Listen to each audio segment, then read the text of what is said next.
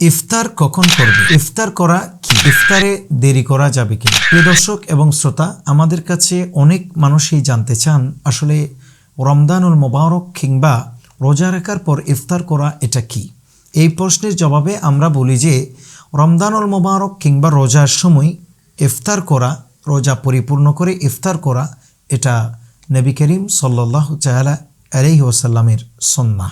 সুতরাং কেউ যদি ইফতার না করলেও বা করতে না পারলেও খেজুর দিয়ে কিংবা দুধ দিয়ে অথবা দামি কোনো খাবার ইত্যাদি গ্রহণের মাধ্যমে যদি রোজা পূর্ণ করতে না পারলেও, ইফতার করতে না পারলেও মোটামুটি পানি অথবা যে কোনো একটা সামান্য কিছু মুখে দিলেই সেই সুন্নাহ আদায় হয়ে যাবে। তবে উত্তম হচ্ছে, ইফতারের মধ্যে যে উত্তম সেটা হচ্ছে আপনার খেজুরের কথা হাদিসে পাকে আসছে, অথবা পানি অথবা দুধ, এই জাতীয় কোনো খাবার খাইলে সেই সুন্নাহ আদায় হবে, ইফতার হবে, রোজা পরিপূর্ণ হবে। কেউ কেউ বলেন যে আসলে ইফতারের সময় কতক্ষণ? ইফতারের সময় কি আজান অথবা কোনো সিগন্যাল? আসলে বিষয়টা হুবহু সেরকম না, কারণ আল্লাহ পাক সুবহানাহু ওয়া তাআলা কোরআনুল কারীমে বলেছেন সুম্মা আতিম্মুস সিয়ামা ইলাল লাইল, যে তোমরা রোজাকে পরিপূর্ণ করো রাত পর্যন্ত, অর্থাৎ রাতের সূচনা পর্যন্ত। কোরআন কারীমের এই আয়াত এবং নবী করিম সাল্লাল্লাহু তাআলা আলাইহি ওয়াসাল্লামের অসংখ্য হাদিস মোতাবেক যেটা আমরা দেখি সেটা হচ্ছে যে রোজা পরিপূর্ণ করতে হবে রাতের সূচনা, অর্থাৎ সূর্য ডুবার সাথে সাথে লাইল শুরু হয়, অর্থাৎ সেই সময় পর্যন্ত রোজা কন্টিনিউ করতে হবে। সেটাই হচ্ছে ইফতারের উল্লেখযোগ্য সময়, অর্থাৎ সূর্য ডুবার সাথে সাথে ইফতারের ওয়াক্ত শুরু হয়ে যায়। এতে মসজিদের সাইলেন্ট হোক অথবা আজান হোক কিংবা মাগরিবের আজান না হোক, মোটামুটি সূর্য ডুবার সাথে সাথেই আমাদেরকে ইফতার করতে হবে। অনেক মানুষই মনে করেন ইফতার দেরি করলে রোজা বুঝি শক্ত হয়। অনেকে এই জন্য কী করেন যে ইফতারের সময় আসলেও খুব সাধারণত ইফতার করতে চান না এবং ইফতার করতে স্ব ইচ্ছায় কিছুটা বিলম্ব করেন। আসলে এটা কোনোভাবে উচিত না যে ইফতার বিলম্ব করা, কারণ ইফতার বিলম্ব করা মানে কল্যাণ থেকে দূরে সরে যাওয়া, ইফতার বিলম্ব করা মানে কল্যাণ থেকে সরে যাওয়া।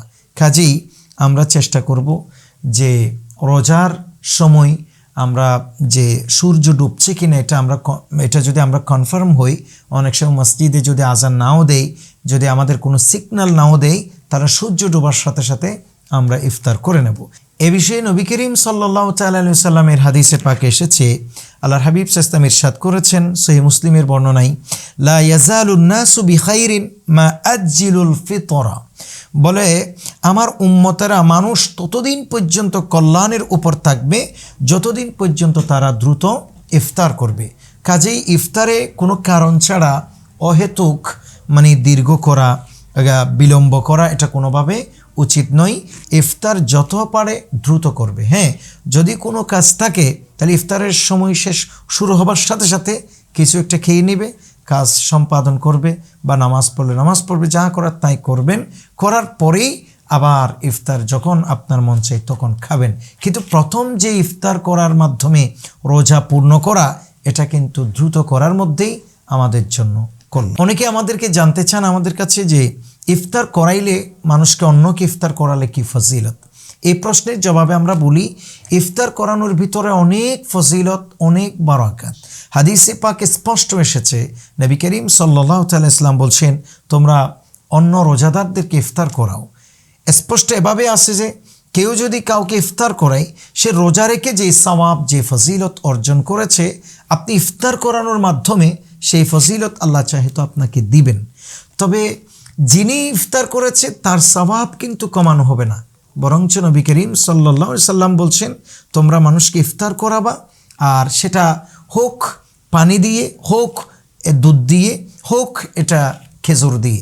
একেবারে যে পেট ভর্তি করে, উদর ভর্তি করে যে তাকে খাওয়াইতে হবে, বিষয়টা এরকম না। এরকম খাওয়াইতে পারলে ভালো, কিন্তু বেশি আমাদের উচিত হচ্ছে মানুষদেরকে ইফতারের ব্যবস্থা করে দেয়া, ইফতার করানো, মানুষদেরকে ইফতার করার জন্য তাদেরকে সহযোগিতা করা।